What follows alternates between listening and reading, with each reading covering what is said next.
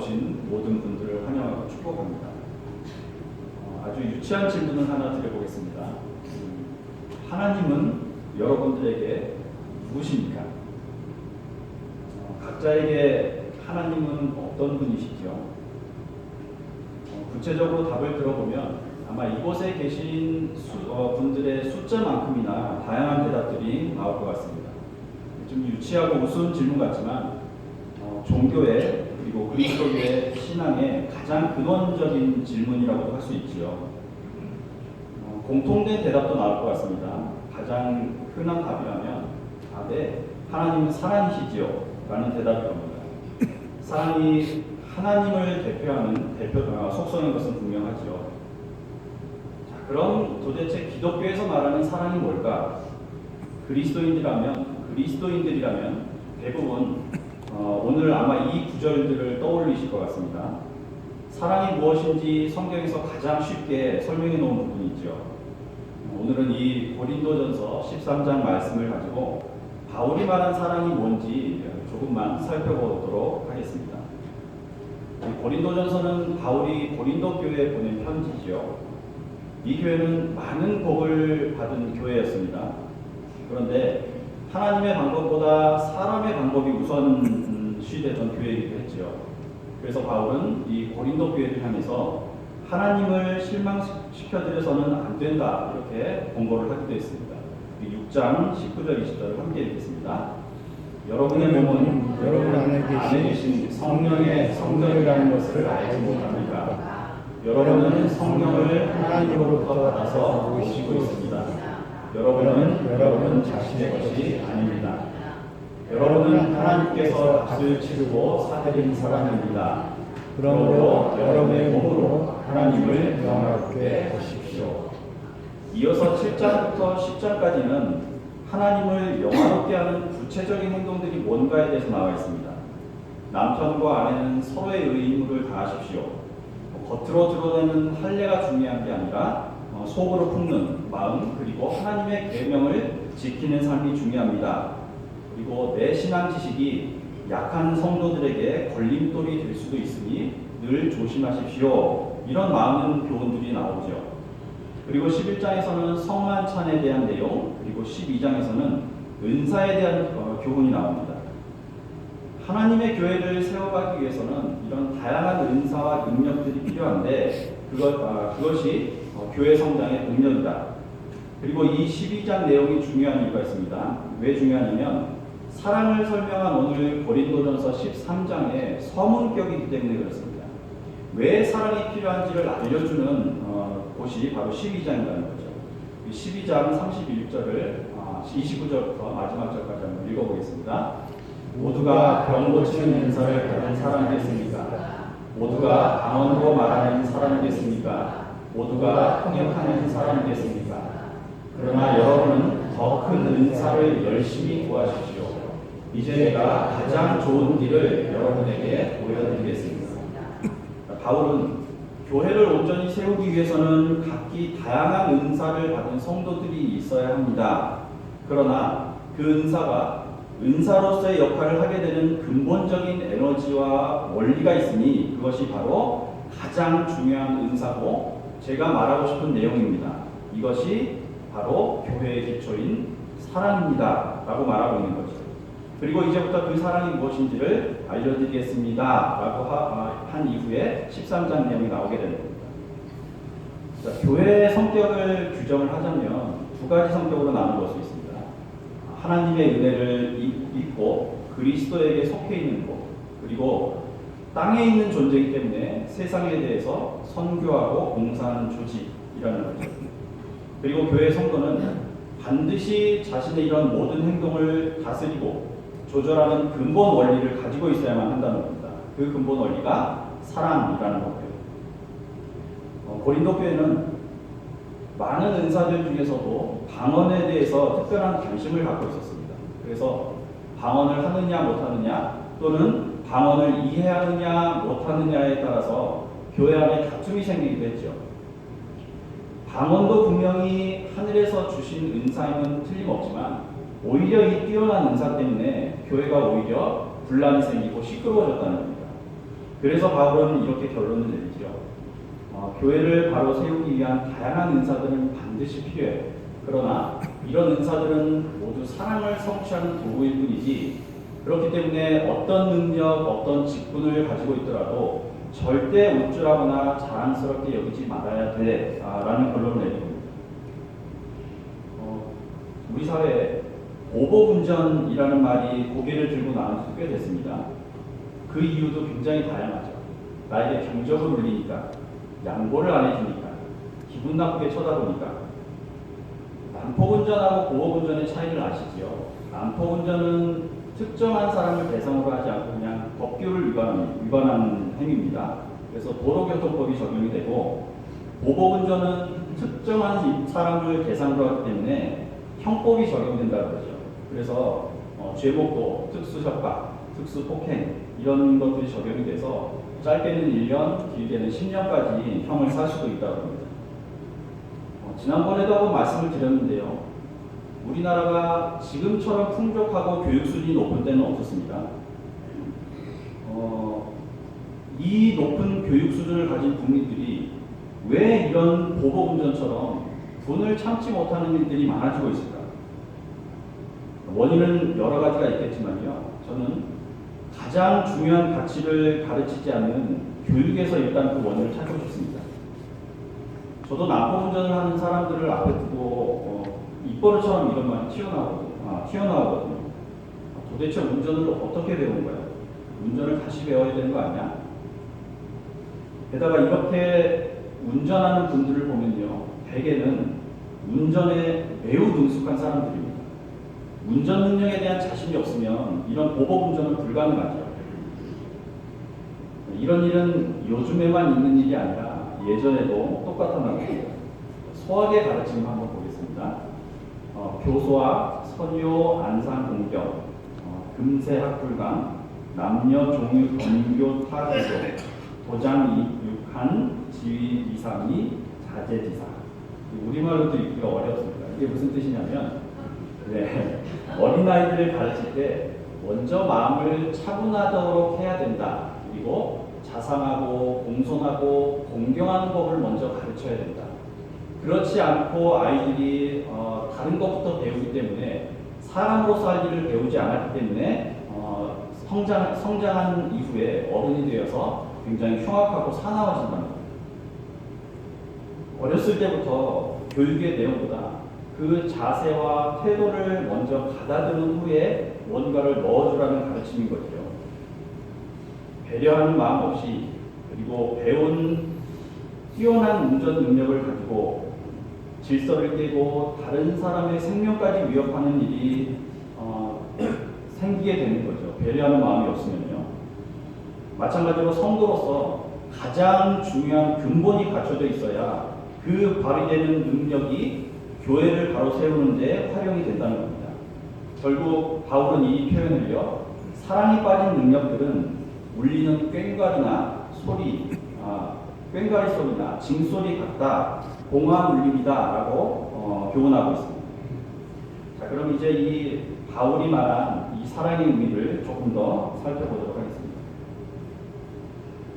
교회를 다닌 지 얼마 안 되시는 분들, 그리고 청년들이 가끔 이런 질문을 할 때가 있습니다.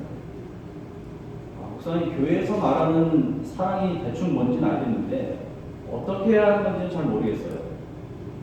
예수님처럼 사랑하라는 말이잖아요. 그건 예수님이니까 가능한 거고 우리는 뭘 해야 되는 거죠?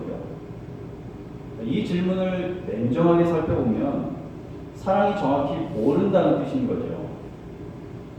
오늘 본문을 조금 더 자세히 살펴보겠습니다. 바울도 고린도 교회에 편지를 보내서 사랑에 대해서 알려주면서 사랑이 뭔지 한마디로 정의하기가 어려웠던 것 같습니다. 그래서 그 성격들을 차례대로 열거해가면서 사랑에 대해서 설명해주고 있습니다. 첫 번째 성격입니다. 사랑은 오래 참습니다. 같이 읽을까요?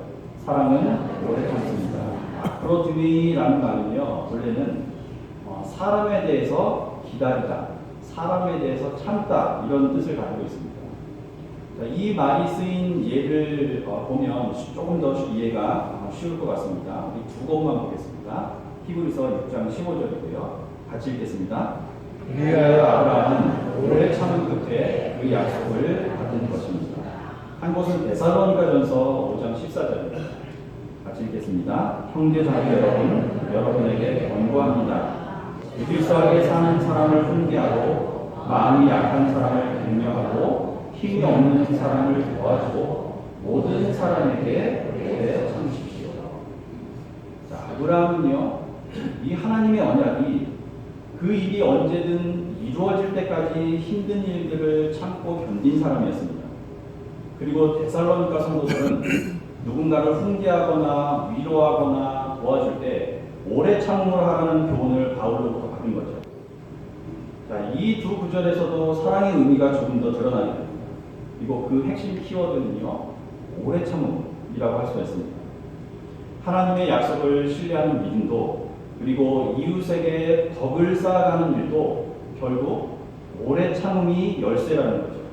바로 이 오래 참음이 사랑의 첫 번째 속성입니다. 두 번째도 좀 알아보겠습니다. 같이 읽을까요? 사랑은 온유합니다. 크레스튜에타이라는 말은요, 친절하다, 자비롭다라는 뜻입니다. 그리고 이 말에는 쓸모있다, 유용하다라는 말도 포함이 되어 있습니다.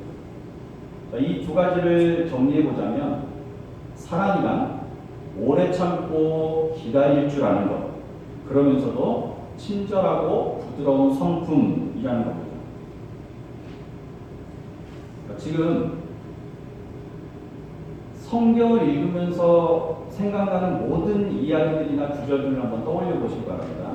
어떤 이야기라도 좋습니다. 그리고 생각나는 예수의 모든 가르침이나 그 삶도 한번 떠올려 보시기 바랍니다.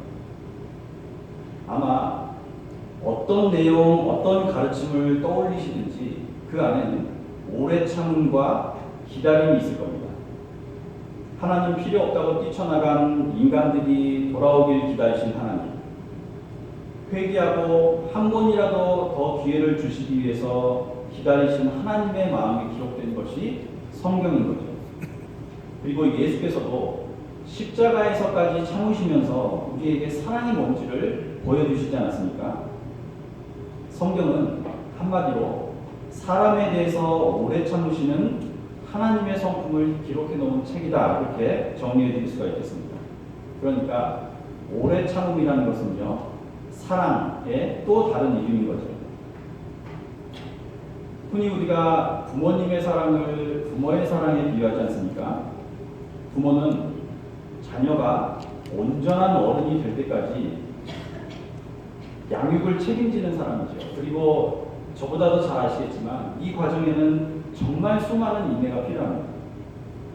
근데 부모도 사람인지라 자녀들을 키우다 보면 미운 순간들이 왜 없겠습니까? 그러면서 자녀에게 상처가 되는 말을 던지곤 하지요. 입술 30초, 가슴 30년이라는 말이 그래서 나온 겁니다. 참지 못한 한마디 말이 자녀의 가슴이나 인생에 뿌려져서 어느 순간 이 좋지 않은 말이 싹이 트고 독을 품는 열매가 되어서 결국 그 열매를 부모나 그 자녀의 후대에까지 따먹게 되지 않습니까? 저도 늘 부모다움에 대해서 스스로 질문을 던집니다. 필요하면 가끔 아이에게 직접 물어보기도 하고요. 지금 나의 태도는 과연 부모다운가? 부모로서 바르게 살고 있는가? 그러면 제가 늘 듣는 말이 있습니다. 어젠가 그저께도 제가 저희 아이에게 물어봤어요. 아빠가 아빠로서 잘 살고 있는 것 같니? 그러니 아빠는 조금 더 참아야 될 필요가 있어. 이렇게 얘기하더라고요. 나 이거 설교할 때 써도 될까? 그랬더니 꼭 쓰랍니다. 그래서 아직도 어렵구나라는 생각을 좀 해봤고요. 자녀에 대해서 참고 기다려주는 것, 자녀가 올바른 신앙과 인격을 가진 어른으로 성장할 수 있게 분명한 목표를 가지고 오래 참고 기다려줄 수 있는 사람이 좋은 부모죠. 그리고 아이는 그런 부모가 있는 가정을 사랑이 넘치며 행복한 가정이라고 느낍니다. 마시멜로 실험을 다 아실 겁니다. 미국 스탠퍼드 대학의 월터 미셸이라는 분이 아이들을 데리고 실험을 했던 내용인데요. 1966년에 있던 실험입니다. 4살 아이들 653명을 모아서 실험을 하나 했는데요. 배가 어느 정도 고픈 아이들을 모아놓고 앞에다가 마시멜로가 담긴 그릇 하나씩을 주면서 이렇게 말했습니다. 이걸 너희들이 바로 먹어도 돼. 그런데 큰 바늘이 이만큼 가지만 15분입니다. 15분 동안 참으면 이걸 2배로 줄게. 어떻게 됐을까요? 이 아이들이 그 자리에서 먹어버리거나 조금 참다가 몇 분 뒤에 먹은 아이들이 대부분이었고요. 끝까지 참고 기다렸던 아이들은 약속대로 2배의 보상을 받았습니다. 이후에 이 연구팀이 실험에 참가했던 이 아이들 일부를 대상으로 수십 년 뒤에 추적 조사를 했답니다. 그런데 미국 수능 시험이죠. SAT에서 참지 못하고 먹은 아이들 그리고 끝까지 참고 기다렸던 아이들 평균을 비교를 해보니까 평균 210점 정도가 차이 나는 걸로 조사가 되었답니다. 그뿐 아니라 인내하지 못하고 그 자리에서 마시멜로를 먹어버렸던 아이들 상당수가 비만이나 약물 중독, 사회 부적응을 겪으면서 살고 있더라는 겁니다.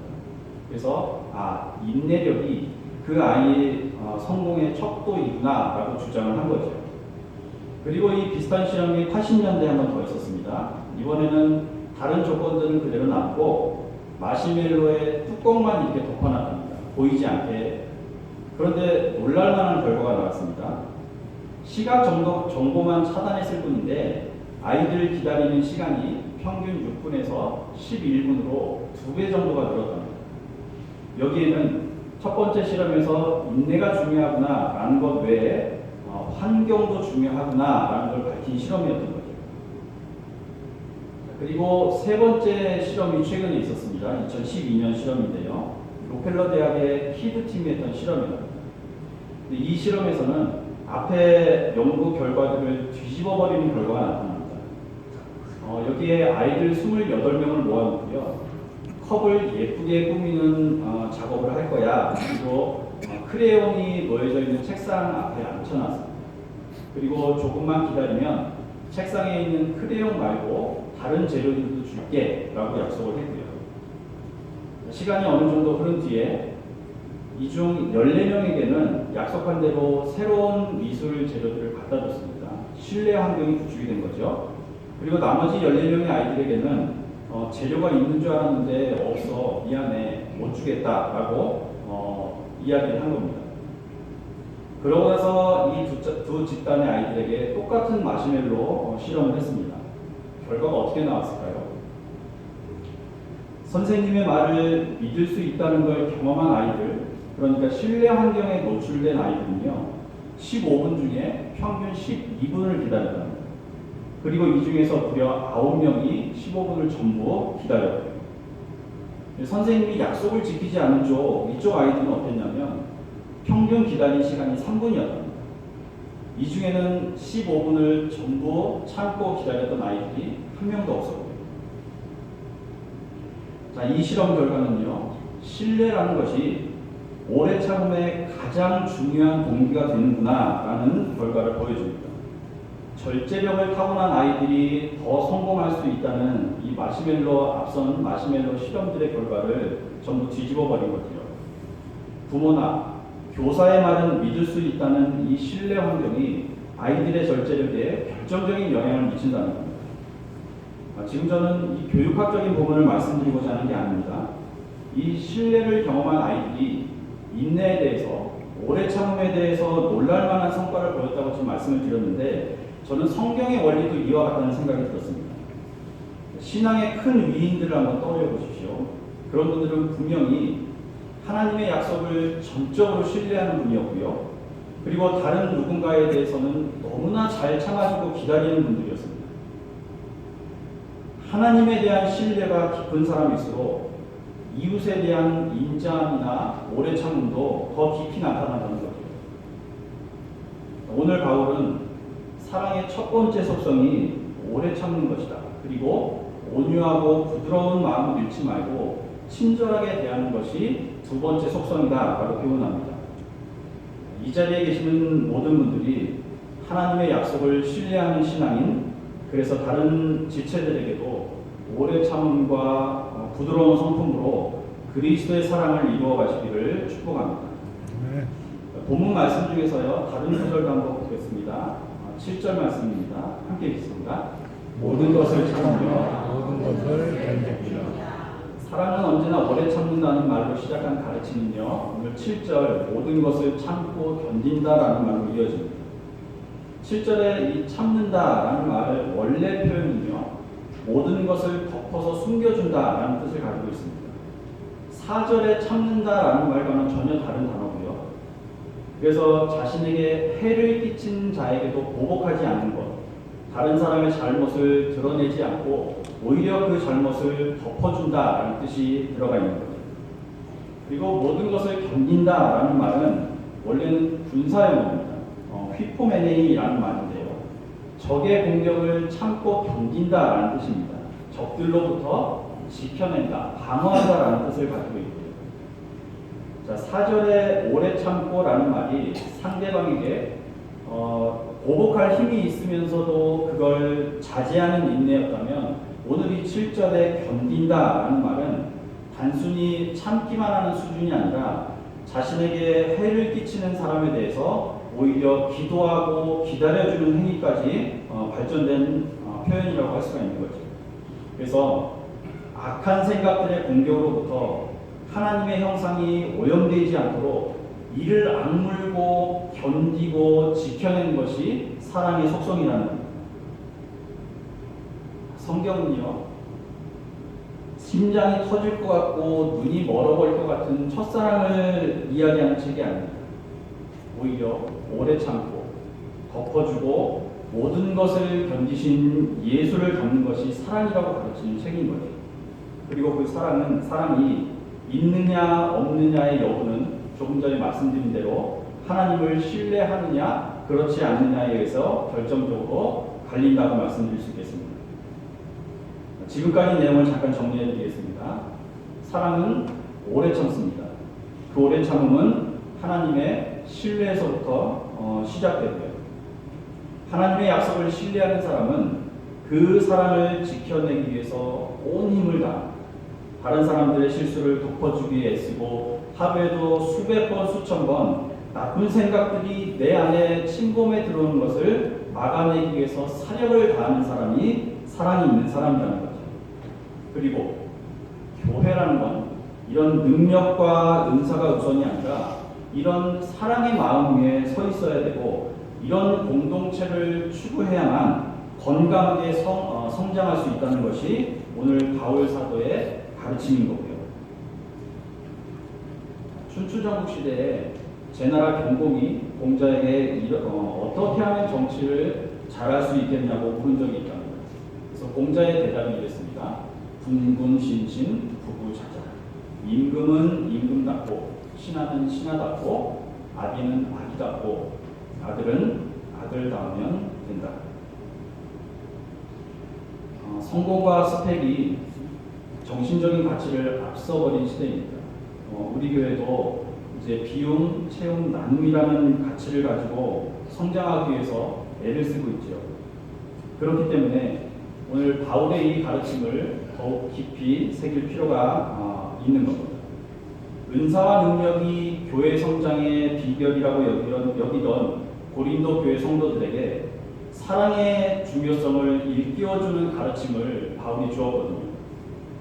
사실 오늘 이 핵심 가치에 대해서 말씀드리고 싶었는데, 아무리 고민해도 이 핵심 가치들을 가장 잘 설명할 수 있는 것은요, 사랑 말고는 없더라고요. 이 사랑은 거저 얻어지는 게 아니라 고난을 견디고 이겨가면서 쟁취해 가야 되는 사랑이거든요.